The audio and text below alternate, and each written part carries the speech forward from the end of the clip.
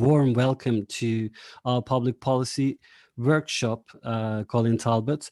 It is organized by Public Policy Analysis Study Group of Turkey, and thank you for accepting our invitation. It's a great honor for me to present and host Professor Dr. Colin Talbot. Until 2017, he was a professor at the University of Manchester and held the chair of government in the School of Social Sciences. He is now Professor Emeritus at Manchester and a research associate at the University of Cambridge. He has also been an advisor to UK parliamentary committees on Her Majesty's Treasury and on public administration. Colin Talbot has interview series called Government versus the Virus, looking at responses to coronavirus around the world in his YouTube channel called Public Administration Exchange. Within this context, he had interviews with Professor Dr. Savaş Zafer Şahin and Professor Dr. Mete Yıldız, who are also our members of organizing committee of this workshop. Very warm welcome, Professor, again. And now the floor is yours, please. Thank you. Good morning, everybody. It's a pity I don't speak Turkish. That sounded like a very interesting first presentation. I was trying to decipher it from the slides. So I'll send you a brief introduction about my presentation later, Colin. That would be great. Thank you very much.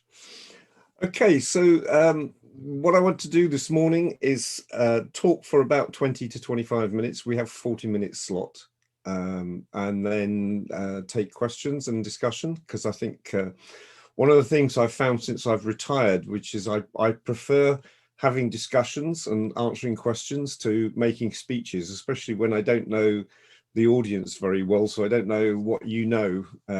There's always the danger that I'm telling people things that they already know. Which is unfortunate waste of everybody's time.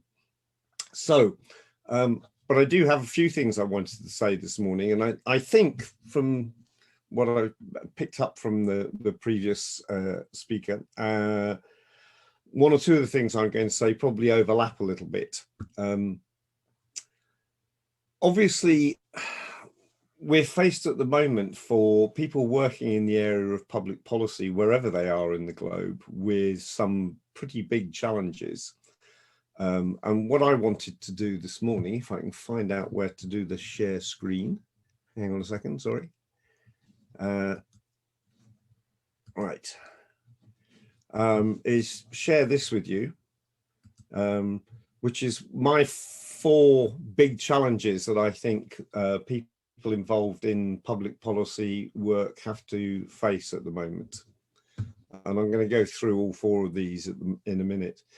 The first of which ought to be blindingly obvious, but unfortunately isn't, is that we don't all live in advanced liberal democracies. You could be forgiven if you look at most of the comparative public policy analysis literature for thinking that we did all live in advanced liberal democracies. I have a pile behind me just here on the desk of some of the main textbooks that have been published in the last few years on comparative policy analysis. And prior to this session, I thought I'd have a look through them to see what they had to say about other sorts of political, social and economic regimes around the world. And the answer was not much. There's a lot of stuff about comparisons between liberal democracies, differences in policy making processes between the USA and European countries, within European countries, differences between, if you like, social liberal democracies like Northern Europe and the more liberal democracies like the Anglosphere, the UK and the United States, differences about the nature of the welfare state and those sorts of issues, but very little about the wider context of policy analysis and what it means in situations which are not dominated by Europe, Western Europe in particular, and North America, and occasionally Japan. but actually surface in other countries. And that actually has become more important in the so-called advanced liberal democracies because of the rise of nationalist populists within countries like the United Kingdom and the United States.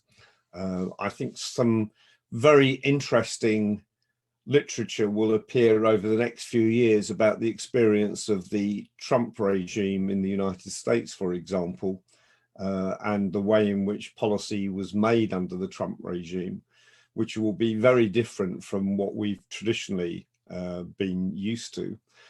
And I would say that I think to a large extent, the academic community in particular, that studies policy analysis, particularly in the United States, has shied away from thinking about the political context in particular of policy analysis in systems other than their own.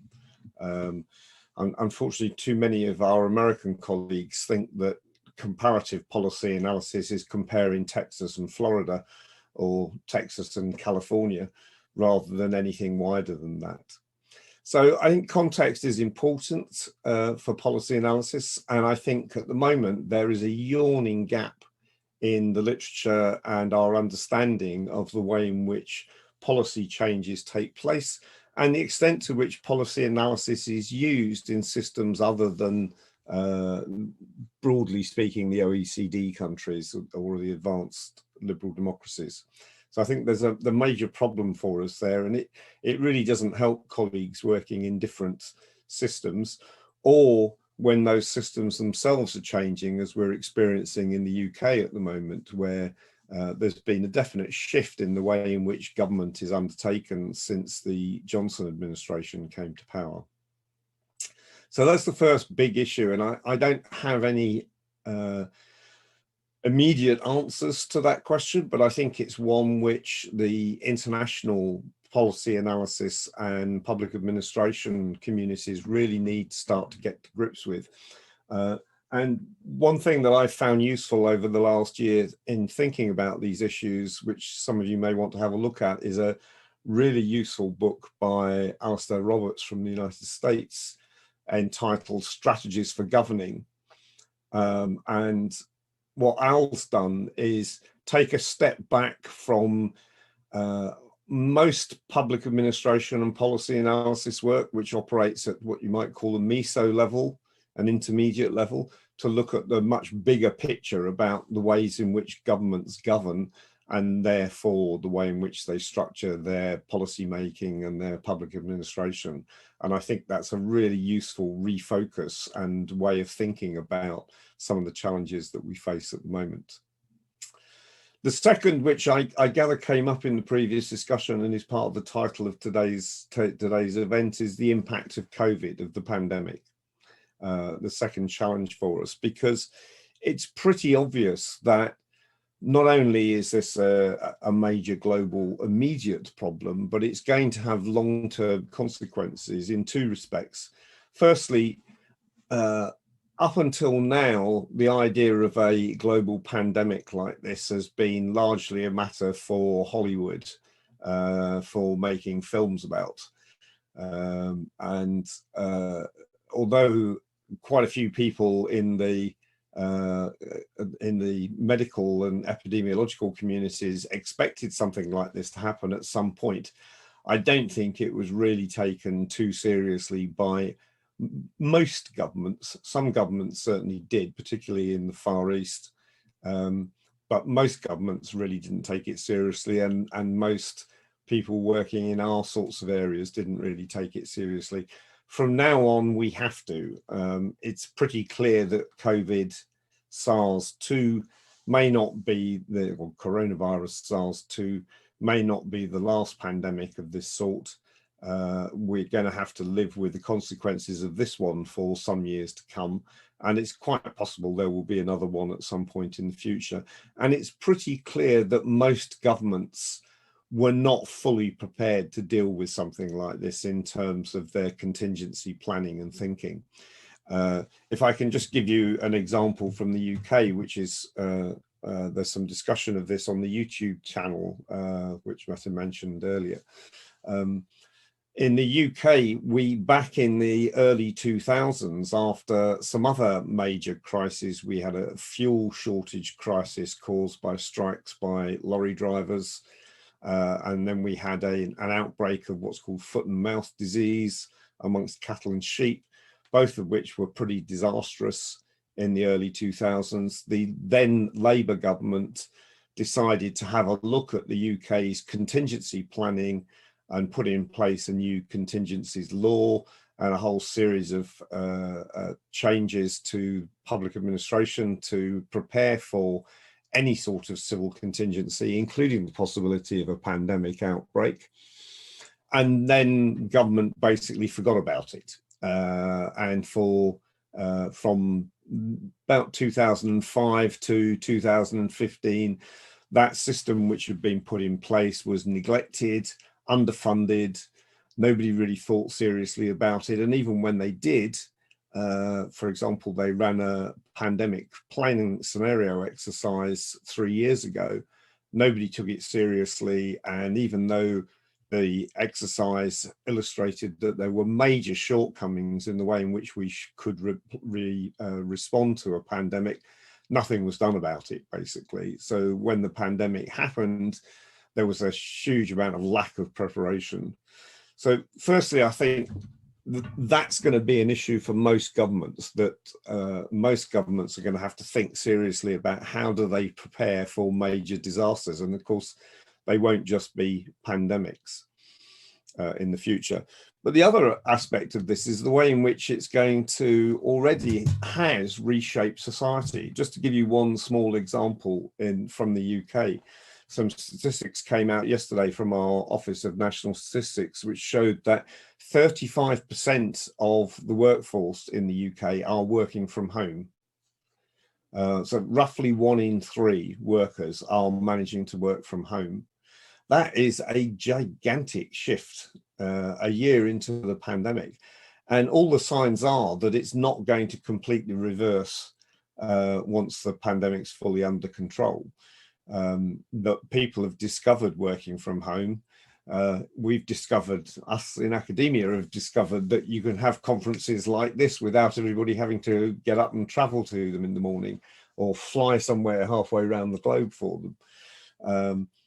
A year ago, you would have found it very difficult to organise something like this on Zoom because most academics and others would have been reluctant to do it. Now it's very easy. And those sorts of changes are going to lead to huge policy implications. So, for example, in the UK, one of the big debates we've had over recent years is transport. One of the biggest things that we're doing is constructing a high-speed rail link within the UK between London and Manchester and Leeds via Birmingham. All of the planning for that has been based on assumptions about people traveling to work, traveling to meetings, traveling around the country, when suddenly COVID has completely disrupted those travel patterns, and they're not likely to go back to anything like what they were before the crisis happened. So I think they're going to be, and that's just one example, I think there are going to be many more examples of the way in which this pandemic has really shaken up the way in which societies operate. And if 35% of the working population in the UK can work from home in the future, I suspect quite a lot of them are going to want to. And that links to my third point, which is around climate change. There's a lot of debate going on in this country, in the United States and others. I haven't followed it in every other country, but it certainly appears to be that a lot of countries are now facing the issue of building back after the COVID pandemic and thinking about how do we build back differently, and particularly in relation to climate change. Obviously, one of the huge benefits, to the extent that there are benefits from this pandemic, has been a big reduction in emission of greenhouse gases because of reductions in things like transportation, you can certainly see it in this country. The reduction in air travel has had a marked effect on the skies above the UK, particularly those of us who live near the major airports like Heathrow and Gatwick. It's pretty clear that it's had a major impact already. And so I think there's going to be a big reshaping of the policy agenda around climate change, partly triggered by the pandemic, but it was also coming to the fore in terms of policy issues anyway. So I think the possibilities of a green revolution, a big technological change on the back of, as I say, pushed forward by COVID, but not entirely caused by it, is going to reshape an awful lot of policy agendas over the next decade or so. The final thing that I wanted to talk about is what I use the term consilience, which comes from Edward Wilson's book of that title from, I think, about 20 years ago now. Edward Wilson, the Harvard biologist, wrote about the necessary unity of knowledge across different domains and disciplines of knowledge. And it's very interesting because this relates back to climate change. Some of the places where Wilson's ideas have been used most successfully have been in tackling major climate change projects. So in the United States, for example, and Canada, there have been some really big projects around reclaiming and protecting areas of particular scientific and natural interest. And they've used multidisciplinary teams of scientists and social scientists, experts from across a range of different fields working together to confront these challenges. And there are very few really big policy challenges confronting governments around the world now that do not require working across traditional disciplinary boundaries. And at the moment, we're not very good at reshaping, certainly from my point of view in academia, we're not very good at reshaping the way in which we do things in the academic sphere to meet these challenges. So, for example, and I think this is the case in most other countries, but certainly in the UK, all the incentives for academics at the moment are mostly to remain within their disciplinary boundaries, to talk to their colleagues, to become as expert as possible in their particular disciplinary silo, to get into the best journals in their particular area, and not to risk moving across disciplinary boundaries, talking to people who are not in their particular community. And that even applies within social sciences. So if I go back to my first point about the context in which policy analysis takes place, it's very noticeable if you look at the literature on, say, the welfare state, all the literature on democracy, all the literature on policy analysis, that very few of them join up with one another. So you can have discussions about the nature of the welfare state, and one of the big discussions there over the last 30 or 40 years has been about different models of the welfare state and whether you can divide them up into liberal democracies versus social democracies and so on, but with no link whatsoever to discussions about the nature of democracy in those different countries, or even to discussions about the nature of political economy and capitalism in those different countries, which varies enormously. There have been some efforts to bridge those sorts of disciplinary boundaries, but they've largely been at the fringes and certainly not a central concern of most academic disciplines. I don't think we can afford to do that any longer. I think that we need to start thinking about how we incentivize academics to work across academic disciplinary boundaries and also to work much better with practitioners and experts in other fields to meet some of the big policy challenges that we face in the next 30 to 40 years.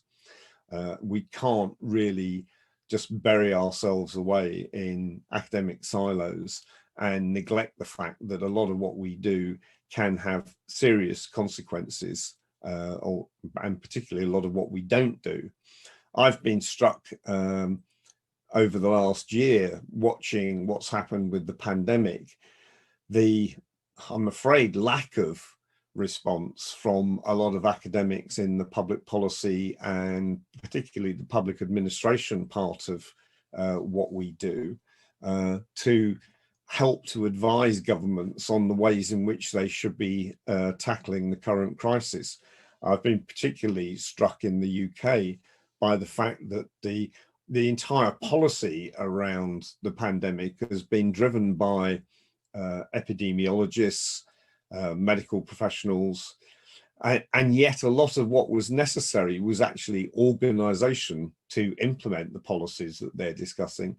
And it's been pretty clear in our case that some of the disasters that have happened, and we have the third highest per capita death rate in Europe from this pandemic. Some of the reasons for that have been the complete failure to understand the way in which public and health administration in the UK can and should have met the challenge of this pandemic. And I'm afraid I blame partly our academic community for that, because we failed to rise to meet that challenge and be able to advise governments on the best way of dealing with it.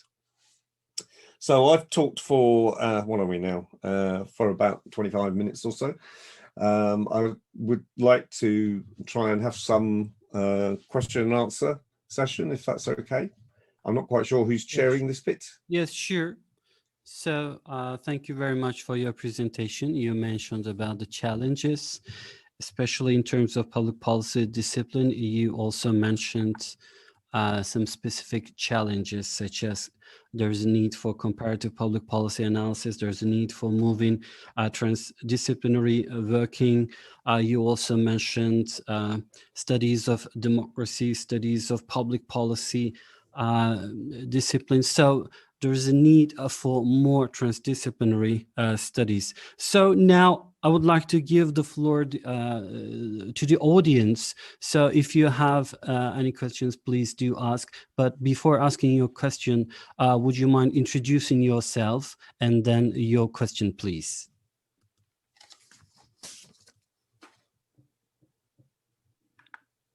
Maybe anybody who would like to ask a question, just directly open the microphone and tell the question. Sure. Yes. Yeah. I can see Mete. I would like to ask a question, if possible. Please. First of all, thank you, Colin, for being with us today. And thank you for your opening talk. We really enjoyed listening to and benefited from watching the Government versus Virus series, listening to experts from different countries. My question is, what were the main lessons and takeaways for the public policy community coming from those series? Thank you. Yeah, I think, I mean, it was by no means a comprehensive survey of responses. And one of the things I was disappointed about early last year when I conducted those series of interviews was that I got mainly English-speaking countries, obviously, a few others like yourselves in Turkey. But the place that I missed out and tried quite hard to try and get some sessions on was those countries in Asia who fared fairly well in their responses to the pandemic. So places like Taiwan, South Korea, and so on, who've had a pretty good response and have managed to keep the death tolls in their countries down considerably lower than we've achieved in the UK.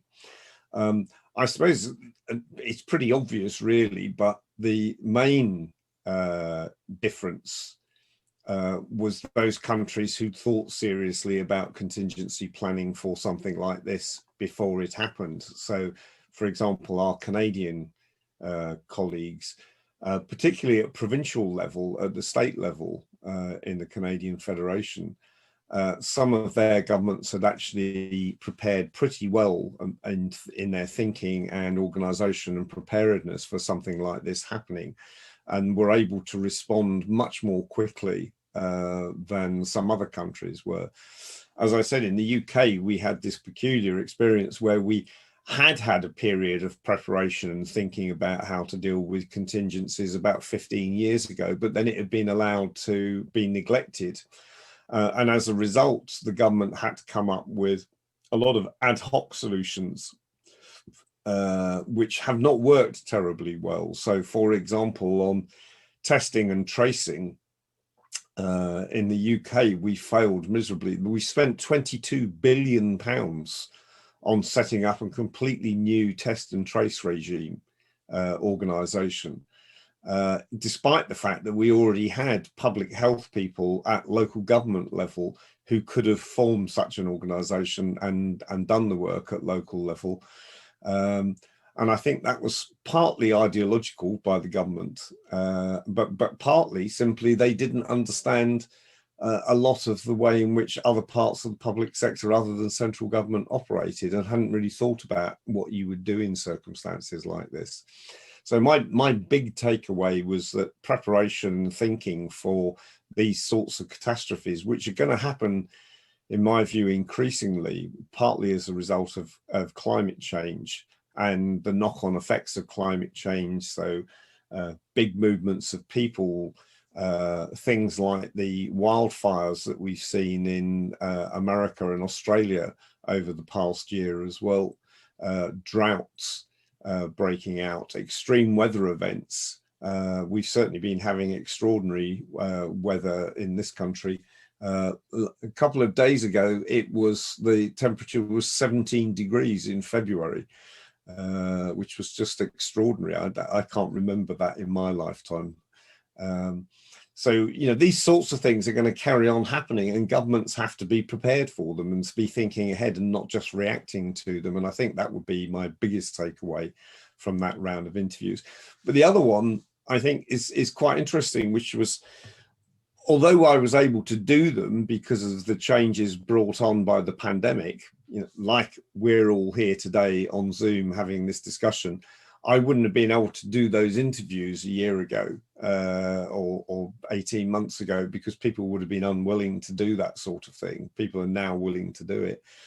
But what was striking to me was that I tried to involve some of the international associations involved with public policy and public administration in orchestrating that. I mean, I did that entire round of interviews by myself without any support at all from anybody. I tried to get some of the international associations involved and interested.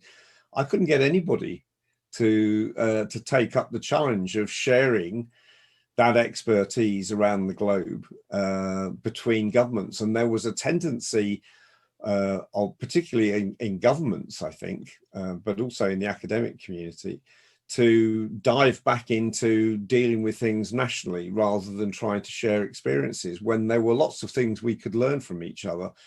It's slowly starting to happen now, but you know, we're a year into the pandemic, and we could have got a lot further, a lot faster, if there'd been more sharing of the type that I was trying to do through that series of discussions. Thank you very much. May I? Gökhan Hocam'ın bir sorusu var. Hi, Colin. Hi. I'm Gökhan Orhan from Bandırma Eğitim University. Thanks very much for your talk, and it was very inspiring. I was going to ask you about mad cow disease, because if I'm not wrong, what I'm teaching in my classes, mad cow disease really had taught important lessons for British governments and also people throughout the world, because we learned what not to do. I mean, you should be sharing information. You are not supposed to hide, you know, all those instances in farms, etc., etc. So they hid all the information, and then you had the big crisis in British meat industry, and all those institutions lost their credibility, etc. And then we had foot and mouth disease, as you have mentioned. And what we are teaching in what I have been teaching in my classes is that this is positive lesson drawing, because British governments realized what they are supposed to do in mad cow disease. So what happened in between? What I mean, it's a kind of issue attention cycle, or there's a loss of information or knowledge between these periods. Yeah. Okay. Okay. I think there are two slightly different issues involved in them. One, in the case of mad cow disease, which for people who don't know is a disease of cows' brains caused by something called prions, which came from recycled meat, which was used in cow feed and transmitted back into the cow population, and then eventually started transmitting into humans. And initially there was some panic when it became apparent that that was happening, that we were going to have a huge wave of people suffering from this disease, which basically turns your brain into something like Swiss cheese with large holes in it. It's a horrific disease. The big problem with that in terms of policy was the government ignoring the experts. There were experts in the medical and nutrition communities who'd been warning about this for some time, that there was a real danger in the way in which livestock was being fed back remains of their own species in some cases. And the government ignored that. And even as the evidence started to emerge that there were problems with this, the government attempted to suppress that information and pretend it wasn't happening. So there was a major problem with that.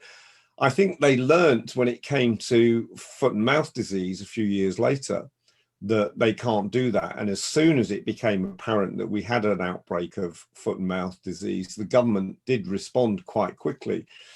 But very interestingly there as well, I think the government responded on the basis of what it thought was happening in the agricultural community, particularly the livestock sector. And it turned out that they actually had a very faulty picture of the way in which the livestock industry actually operated. I actually lived in a rural area through the foot and mouth outbreak. We were surrounded by farms with which had this problem. And the biggest single mistake that the government made was right at the beginning, our Ministry of Agriculture assumed that between the outbreak starting and them identifying, starting to respond to it, there'd been something like 25,000 movements of animals around the country in the UK, and therefore the potential spread of the disease was of that sort of order of magnitude. It turned out that actually there'd been something more like 250,000 movements of animals during the same period, 10 times as many as the government assumed was happening.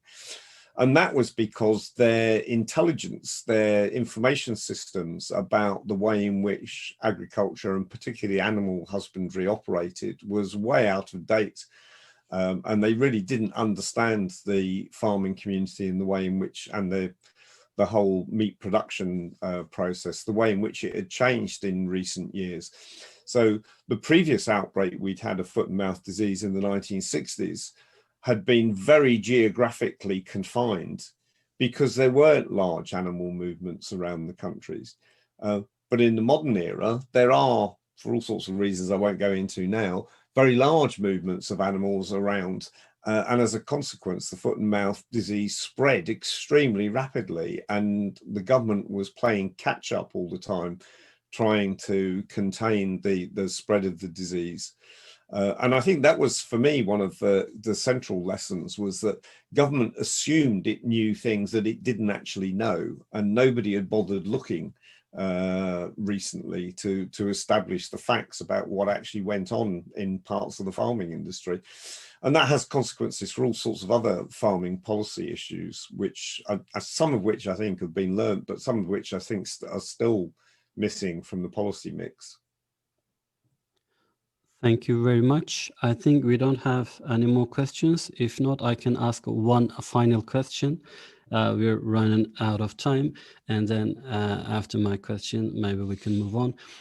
Is it possible to say that it's not a matter of the nature of the political system or the democracy level, but rather it's a matter of management capacity or administration or administrative capacity to act quickly and properly on the basis of the technical capacity? What do you think about this? Yes and no, is to give a good academic answer. I think yes, in the sense that obviously you need to have certain basic levels of competence and knowledge. You need to have good information systems. You need to have experts on tap who can advise about particular issues in a crisis. And you need to have mechanisms for involving them and getting their opinion. But I also think you need to have flexible and, as far as possible, pluralistic systems for responding. Anybody who's been involved in crisis management and designing things like security systems and risk management systems knows that the best defense is not to have a single way of dealing with something, but have multiple different levels of security, for example. No one security system is ever infallible. So the more you have multiple levels of resilience built into a system, the better. One of the dangers from the last 40 years or so of the way in which public administration has been run around the globe has been to concentrate entirely on efficiency. And efficient systems are obviously cheaper to run and may deliver better results, but they're also much more vulnerable. Resilience costs money.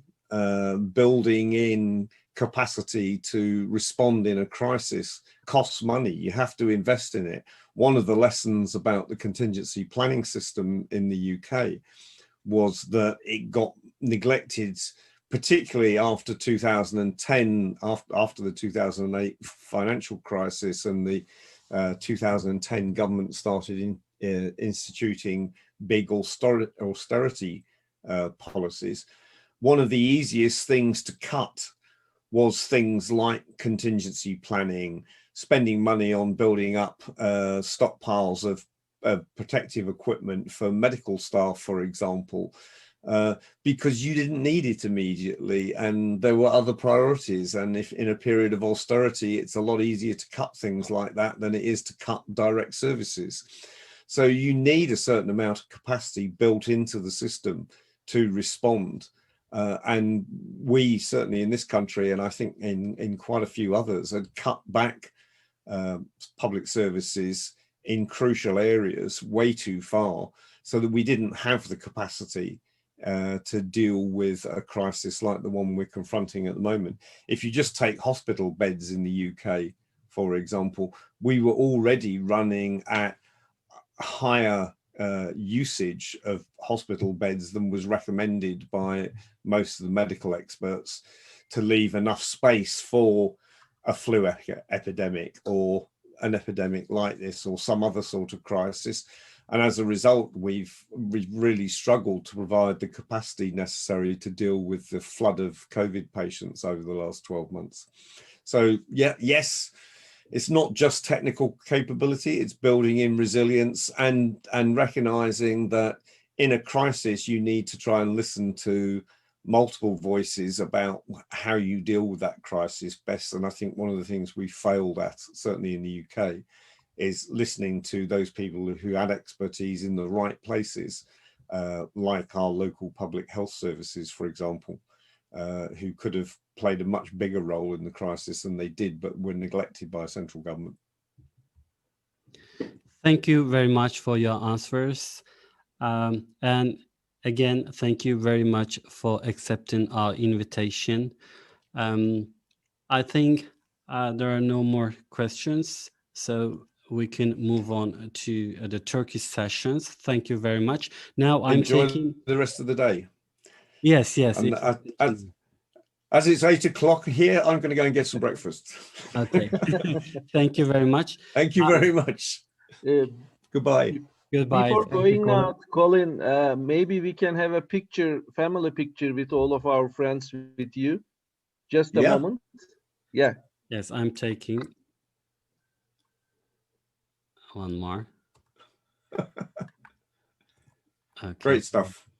All right. Enjoy the rest of the day. Thank you Thank you, very Thank you for much. Colin. having me. very much. Bye. Bye. Thank you. Bye.